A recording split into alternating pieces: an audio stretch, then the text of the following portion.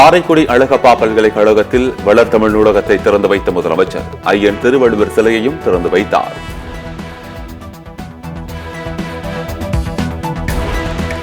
வள்ளுவரையும் வள்ளலாரையும் களவாட ஒரு கும்பல் முயற்சிக்கிறது என முதலமைச்சர் விமர்சனம். வள்ளுவரை யாரும் கபளீகரம் செய்துவிட அனுமதிக்க கூடாது எனவும் பேச்சு. இந்த சிலையை திறந்து வைக்கிறதுல நான் மிகுந்த மகிழ்ச்சி அடைகிறேன். வள்ளுவர் நெறியில வாழ்வியல் நெறியா மாறணும்னு நாம் தொடர்ந்து சொல்லிக் கொண்டிருக்கிறோம். அப்படி காப்பாற்றப்படணும்னா வள்ளுவரை யாரும் கபளீகரம் செஞ்சிடாம பார்த்துக்கணும். வள்ளுவர் வள்ளலார் போன்ற தமிழ் மண்ணில் சமத்துவத்தை பேசின மாமனிதர்களை களவாட ஒரு கூட்டமே இன்றைக்கு சிதை செஞ்சுக்கிட்டு இருக்கு.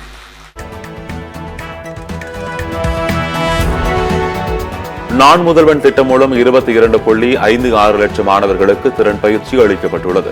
உயர்கல்வித்துறை தமிழ்நாடு முதன்மை மாநிலமாக திகழ்வதாகவும் முதலமைச்சர் பெருமிதம்.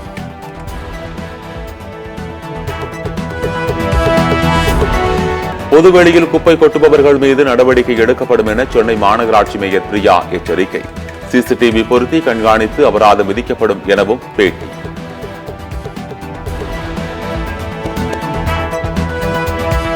கோமியம் குடிப்பதால் டாஸ்மாக் விற்பனை குறையும். தமிழிசை சவுந்தரராஜன் பேட்டியால் சர்ச்சை.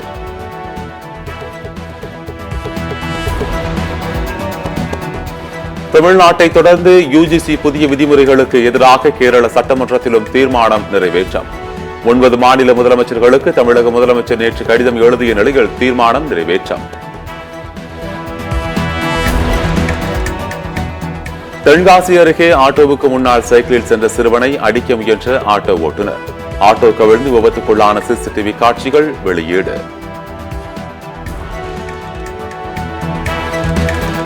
புதுச்சேரி பேருந்து நிலையம் அருகே சாலையோரம் நிறுத்தி வைக்கப்பட்டிருந்த டிராக்டர் திருட்டு. டிராக்டரை திருடிச் சென்ற நபரை கைது செய்து நீதிமன்ற உத்தரவுப்படி சிறையில் அடைத்த போலீசார்.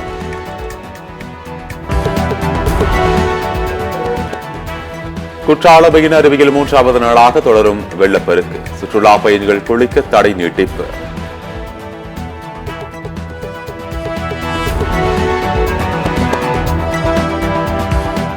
திருவள்ளூர் அருகே செங்கல்சூளை தொழிலாளர்கள் உடல்நலம் பாதிக்கப்பட்டு அடுத்தடுத்து உயிரிழந்த சம்பவம். மருத்துவ முகாம் அமைத்து தொழிலாளர்களுக்கு மருத்துவ பரிசோதனை செய்ய வேண்டும் என்று பொதுமக்கள் கோரிக்கை.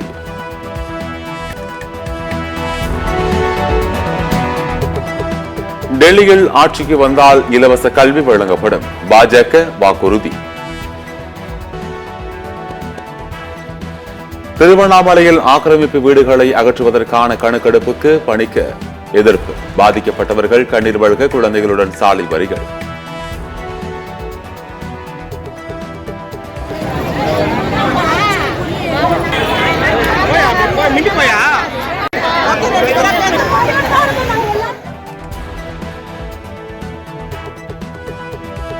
கர்நாடகாவில் விதிகளை மீறி ஒலி எழுப்பும் ஹாரன்களை பொருத்திய வாகன ஓட்டுகளுக்கு போலீசார் அளித்த வினோத தண்டனை.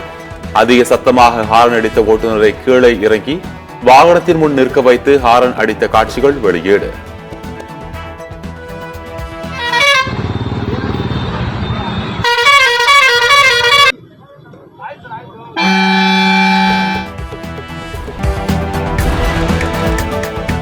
துருக்கி ஹோட்டலில் பயங்கர தீ விபத்து. 10 பேர் உயிரிழப்பு. சச்சின் ரோஹித் இல்லை.